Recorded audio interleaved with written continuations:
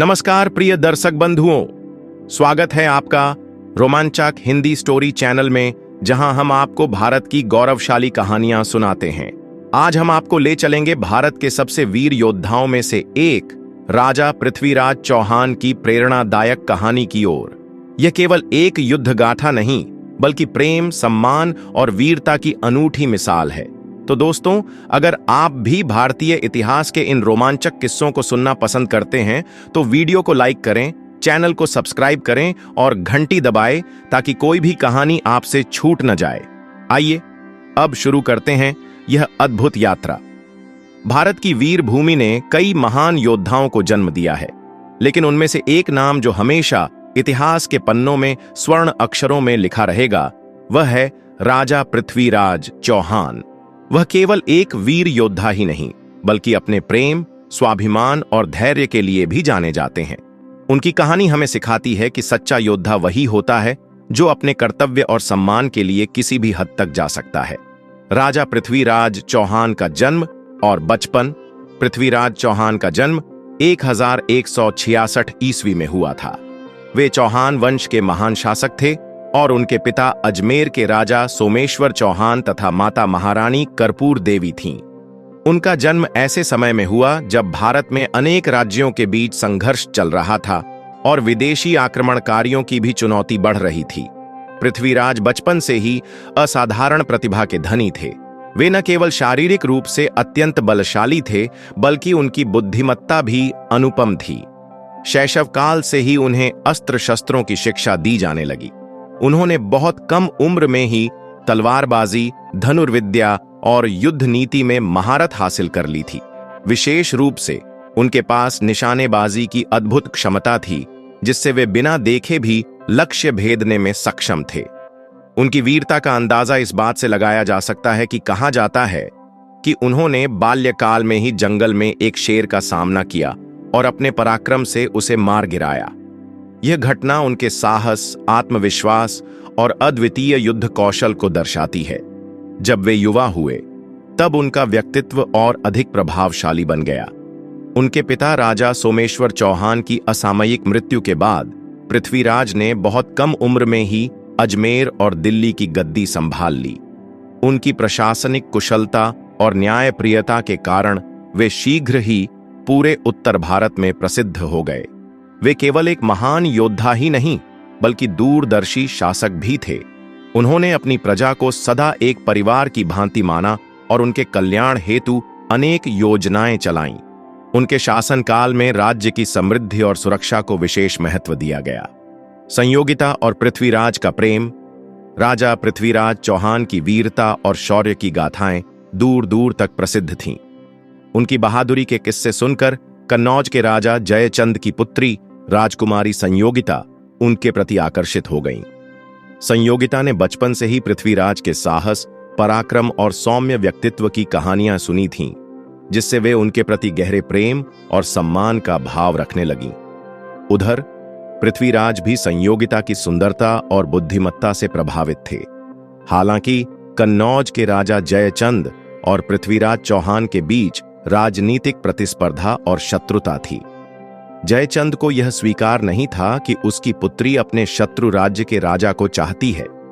जब उसे इस प्रेम संबंध की जानकारी मिली, तो उसने पृथ्वीराज को अपमानित करने के उद्देश्य से संयोगिता का स्वयंवर आयोजित करने का निर्णय लिया। उसने संपूर्ण भारत के योग्य राजाओं को इस स्वयंवर में आमंत्रित किया, लेकिन पृथ्वीराज को निमंत्रण नहीं भेजा। इतना ही नहीं, उसने पृथ्वीराज का अपमान करने के लिए उनकी एक मूर्ति बनवाकर अपने महल के द्वार पर द्वारपाल के रूप में स्थापित कर दी, ताकि वह यह दर्शा सके कि पृथ्वीराज उसके दरवाजे के बाहर खड़े होने के योग्य हैं, लेकिन स्वयंवर में प्रवेश करने के योग्य नहीं। लेकिन प्रेम किसी भी बाधा को पार करने की शक्ति रखता है। जब पृथ्वीराज को इस अपमान और संयोगिता के प्रेम के बारे में झांत हुआ, तो उन्होंने अपने विश्वसनीय मित्रों और वीर योद्धाओं के साथ कन्नौज की ओर प्रस्थान किया। जैसे ही संयोगिता ने स्वयंवर में प्रवेश किया और अन्य राजाओं को देखा, उसने बिना किसी संकोच के पृथ्वीराज की मूर्ति को वरमाला पहना दी, यह दर्शाते हुए कि उसके लिए केवल पृथ्वीराज ही योग्य वर हैं। उसी क्षण पृथ्वीराज ने अपनी वीरता और साहस का परिचय देते हुए संयोगिता का अपहरण कर लिया। वे अपने घोड़े पर संयोगिता को बैठाकर तेजी से अजमेर की ओर निकल पड़े। जयचंद के सैनिकों ने उनका पीछा किया, लेकिन पृथ्वीराज की युद्ध कला और रणकौशल के आगे वे टिक नहीं सके। संयोगिता और पृथ्वीराज का यह प्रेम प्रसंग इतिहास में प्रेम और वीरता की अमर गाथा बन गया, जिसे सदियों तक याद किया जाता रहेगा।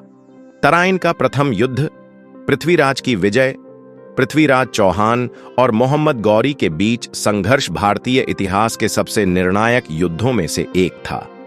1191 ईस्वी में मोहम्मद गौरी ने भारत पर आक्रमण किया और दिल्ली तथा अजमेर पर अधिकार करने के उद्देश्य से तराइन, आज का हरियाणा, के मैदान में अपनी विशाल सेना के साथ डेरा डाल दिया। गौरी की सेना में प्रशिक्षित घुड़सवारों और धनुर्धरों की भरमार थी, जो युद्ध में चपलता और घातक आक्रमण के लिए प्रसिद्ध थे। पृथ्वीराज चौहान को जब इस आक्रमण की सूचना मिली तो उन्होंने तत्काल अपनी सेना संगठित की और विभिन्न राजाओं को अपने साथ मिलाया। उनकी सेना में राजपूत योद्धाओं की संख्या अधिक थी, जो अपने साहस और युद्ध कला के लिए प्रसिद्ध थे। जब दोनों सेनाएं आमने सामने हुईं तो एक घमासान युद्ध हुआ। भारतीय सेना की वीरता और रणनीति के आगे गौरी की सेना टिक नहीं पाई। युद्ध के दौरान पृथ्वीराज चौहान के सेनापति और वीर योद्धा गोविंदराज ने मोहम्मद गौरी को घोड़े से गिरा दिया और उसे बंदी बना लिया। पृथ्वीराज चौहान ने अपने शत्रु के प्रति राजधर्म का पालन करते हुए गौरी को जीवन दान दिया और उसे गजनी वापस जाने दिया। हालांकि यह निर्णय उनके लिए भविष्य में घातक सिद्ध हुआ, क्योंकि गौरी ने अपनी हार को अपमानजनक माना और बदला लेने की ठान ली। तराइन का द्वितीय युद्ध, विश्वासघात और पराजय। 1192 ईस्वी में मोहम्मद गौरी ने अपने पिछले अपमान का बदला लेने के लिए फिर से भारत पर आक्रमण किया। इस बार उसने पहले से अधिक संगठित और रणनीतिक तैयारी की थी। उसने राजपूतों को आपस में लड़ाने के लिए कूटनीतिक चालें चलीं और पृथ्वीराज चौहान के सामंतों को धन और पद के लालच में फंसाने का प्रयास किया। कई हिंदू राजा और सामंत जो पहले पृथ्वीराज के साथ थे, इस बार गौरी के साथ मिल गए। युद्ध के दिन गौरी की सेना अत्यंत सुव्यवस्थित और रणनीतिक थी। उसने अपने घुड़सवारों को विशेष रूप से प्रशिक्षित किया था और उसने झूठी पीछे हटने, फेंड रिट्रीट की चाल अपनाई। इस योजना के तहत उसकी सेना युद्ध के दौरान कुछ समय के लिए पीछे हटने का नाटक करती, जिससे राजपूत सैनिकों को लगता कि वे जीत रहे हैं, और जैसे ही वे आगे बढ़ते, गौरी की सेना पलटवार कर उन्हें घेर लेती। युद्ध के दौरान पृथ्वीराज को भारी विश्वासघात का सामना करना पड़ा। उनके कई सहयोगी राजा और सामंत, जो पहले उनके प्रति निष्ठावान थे, युद्ध के निर्णायक क्षण में उनका साथ छोड़ गए। इस धोखे के कारण चौहान सेना कमजोर पड़ गई और धीरे धीरे युद्ध में पिछड़ने लगी। अंततः पृथ्वीराज पराजित हुए और उन्हें बंदी बना लिया गया। गजनी में बंदी गृह और प्रताड़ना शासक पृथ्वीराज को पराजित करने के बाद मोहम्मद गौरी ने उन्हें गजनी ले जाकर अपने दरबार में कैद कर लिया। गौरी ने उन्हें इस्लाम स्वीकार करने के लिए विवश किया, लेकिन पृथ्वीराज ने अपने स्वाभिमान और धर्म से समझौता करने से इनकार कर दिया। उनकी इस अटल निष्ठा से क्रोधित होकर गौरी ने उनकी आंखें फोड़वा दीं, जिससे वे अंधे हो गए। परंतु यह अपमान भी पृथ्वीराज के आत्मसम्मान को तोड़ नहीं सका। उन्हें बार बार दरबार में अपमानित किया जाता, लेकिन वे अपने राजपूती गौरव को कभी नहीं भूले।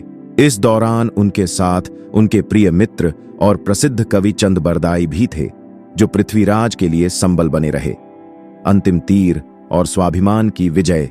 गौरी को यह विश्वास हो गया था कि अब अंधे और पराजित पृथ्वीराज चौहान किसी काम के नहीं रहे। इसलिए उसने एक मनोरंजन के रूप में उनकी तीरंदाजी की परीक्षा लेने का निश्चय किया। गौरी ने पृथ्वीराज को आदेश दिया कि वे दरबार में रखे एक लक्ष्य पर तीर चलाए। यही वह क्षण था जब पृथ्वीराज और चंदबरदाई ने अपने सम्मान की रक्षा के लिए एक अंतिम योजना बनाई। चंदबरदाई, जो अपने काव्य और संकेतों के लिए प्रसिद्ध थे, उन्होंने पृथ्वीराज को एक संकेत देने के लिए एक प्रसिद्ध कविता सुनाई। 4 बांस 24 गज, अंगुल अष्ट प्रमाण ता ऊपर सुल्तान है, मत चूको चौहान। इस कविता का अर्थ था कि लक्ष्य 4 बांस लगभग 12 फीट ऊंचा, 24 गज लगभग 92 फीट दूर और 8 अंगुल चौड़ा है, जिसके ऊपर गौरी बैठा है। इस संकेत को समझते ही पृथ्वीराज ने अपनी दिव्य श्रवण शक्ति और वर्षों की साधना से अर्जित कौशल का उपयोग किया और बिना आंखों के भी सटीक निशाना लगाकर मोहम्मद गौरी को मार गिराया। इसके बाद पृथ्वीराज और चंद बरदाई ने वीरगति प्राप्त करने का निश्चय किया।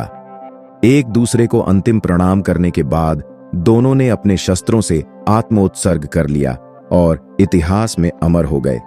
यह घटना केवल एक योद्धा की विजय नहीं थी, बल्कि यह स्वाभिमान, धर्म और आत्मसम्मान के लिए किए गए बलिदान की अमर कहानी बन गई, जिसे भारतीय इतिहास में युगों तक याद किया जाएगा। कहानी से मिलने वाली सीख स्वाभिमान सबसे ऊपर होता है। पृथ्वीराज ने हार स्वीकार की, लेकिन आत्मसम्मान से समझौता नहीं किया। विश्वासघात का परिणाम भयानक होता है। अगर पृथ्वीराज ने गौरी को पहले ही खत्म कर दिया होता तो इतिहास कुछ और होता। प्रेम और मित्रता सबसे बड़ी ताकत है। संयोगिता और चंद बरदाई ने पृथ्वीराज के जीवन में महत्वपूर्ण भूमिका निभाई। एक योद्धा कभी हार नहीं मानता। आखिरी समय तक पृथ्वीराज ने अपने शत्रु को परास्त किया और अपनी वीरता साबित की। निष्कर्ष, प्रिय दर्शकों, राजा पृथ्वीराज चौहान की कहानी केवल वीरता की नहीं, बल्कि आत्मसम्मान, धैर्य और प्रेम की भी कहानी है। उन्होंने अंतिम समय तक अपने गौरव को बनाए रखा और अपनी वीरता से इतिहास में अमर हो गए। उनकी कहानी हमें यह सिखाती है कि सच्चा योद्धा वही है जो कभी अपने आदर्शों और आत्मसम्मान से समझौता नहीं करता। जय राजपूताना, जय पृथ्वीराज। तो दोस्तों, कैसी लगी आपको यह रोमांचक कहानी?